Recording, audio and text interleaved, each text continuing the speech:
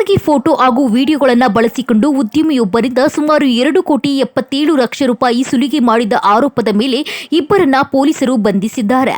ಆ ಕುರಿತು ಒಂದು ವರದಿ ಇಲ್ಲಿದೆ ನೋಡಿ. ಹೌದು, ಬಂಧಿತರನ್ನ ಯೂತ್ ಕಾಂಗ್ರೆಸ್ ಪದಾಧಿಕಾರಿ ಎನ್ನಲಾದ ನಿಜಾಮ್ ಹಾಗೂ ಜತೀಶ್ ಎಂದು ಗುರುತಿಸಲಾಗಿದೆ. 2024ರಲ್ಲಿ ಉದ್ಯಮಿಯೊಂದಿಗೆ ಪರಿಚಯ ಬೆಳೆಸಿದ ಜತೀಶ್ ಅವರ ಖಾಸಗಿ ಫೋಟೋ ಮತ್ತು ವಿಡಿಯೋಗಳನ್ನು ತನ್ನ ವಶಕ್ಕೆ ಪಡೆದುಕೊಂಡಿದ್ದಾನೆ ಎನ್ನಲಾಗಿದೆ.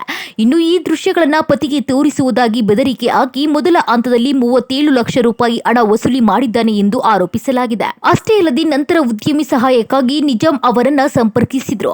ಆತ ಕೂಡ ಸುಲಿಗೆ ಜಾಲದ ಭಾಗವಾಗಿದ್ದಾನೆ ಎಂಬ ಆರೋಪ ಕೇಳಿ ಬಂದಿದೆ. ಜತೀಶ್ ಆತ್ಮಹತ್ಯೆ ಮಾಡಿಕೊಂಡಿದ್ದಾನೆ ಎಂದು ನಂಬಿಸಿ ಅಂತ್ಯಕ್ರಿಯೆಯ ಫೋಟೋಗಳನ್ನು ಕಳುಹಿಸಿ ಉದ್ಯಮಿಯನ್ನ ಮತ್ತಷ್ಟು ಬೆದರಿಸಲಾಗಿದೆ ಎಂದು ಪೊಲೀಸರು ತಿಳಿಸಿದ್ದಾರೆ. ಇನ್ನು ಬಂಧನದ ಭಯ ಮತ್ತು ಸಾಮಾಜಿಕ ಅಪರಾಧದ ಕಾರಣ ಉದ್ಯಮಿ 2024ರಿಂದ 26ರವರೆಗೆ ಒಟ್ಟು 2,77,00,000 ರೂಪಾಯಿ ಹಣ ಪಾವತಿಸಿದ್ದಾನೆ ಎನ್ನಲಾಗಿದೆ. ಆದರೆ ಇತ್ತೀಚೆಗೆ ಜತೀಶ್ ಜೀವಂತವಾಗಿರುವುದನ್ನು ಕಂಡ ಬಳಿಕ ಮೋಸ ಬಯಲಾಗಿ ಓರ್ವ ಪೊಲೀಸ್ ಠಾಣೆಗೆ ದೂರು ನೀಡಲಾಗಿದೆ. ಒಟ್ಟಾರೆ ಖಾಸಗಿ ಮಾಹಿತಿಯನ್ನು ದುರುಪಯೋಗಪಡಿಸಿಕೊಂಡು ಕೋಟ್ಯಾಂತರ ರೂಪಾಯಿ ಸುಲಿಗೆ ನಡೆದ ಆರೋಪ ರಾಜ್ಯದಾದ್ಯಂತ ಚರ್ಚೆಗೆ ಕಾರಣವಾಗಿದ್ದು, ತನಿಖೆಯಿಂದ ಇನ್ನಷ್ಟು ಸ್ಫೋಟಕ ಮಾಹಿತಿ ಹೊರಬೀಳುವ ಸಾಧ್ಯತೆ ಇದೆ.